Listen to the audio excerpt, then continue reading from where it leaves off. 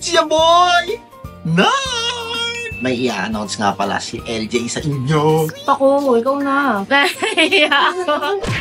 So, hi guys. Medyo late na siya kasi actually, we're now... It's your boy, Nard! So, today is the day, guys. Sorry, may atraso ako sa inyo. Pero, may i-announce nga pala si LJ sa inyo. Ako, ikaw na. Ikaw na! Ikaw na. List na. So, for today's video... Nahiya ako. Kinakahiya mo ako? Hindi. Nahiya ako. Gusto ko din marinig eh. Nahiya nga ako. List na nga! Papakita na lang natin. Ayoko. So, hi guys! For today's video, medyo late na siya kasi actually, we're now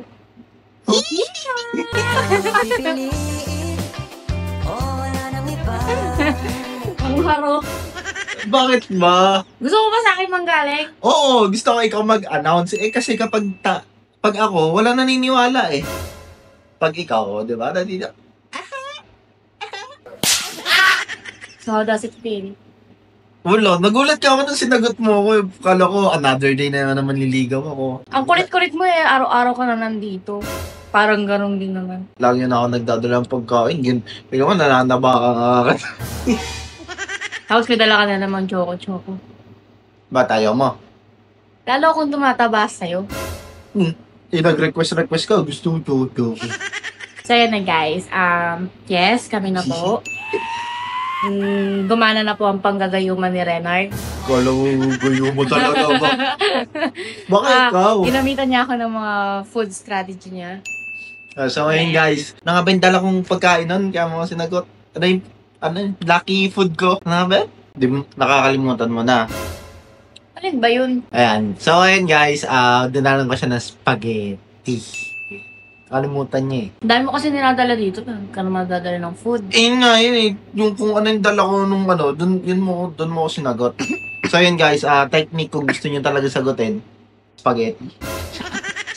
Naging lucky food pa. Tsaka guys, nagdala ka, ako din pinaluto mo. Tsaka guys, sa mga gustong mag-request ng mga challenge, o couple challenge, go ka doon? Go! Basta may mag-request, go! So, hey guys, feel free to request. Wag lang ng medyo daring na na content. Pwede ako na lang maghuhubad.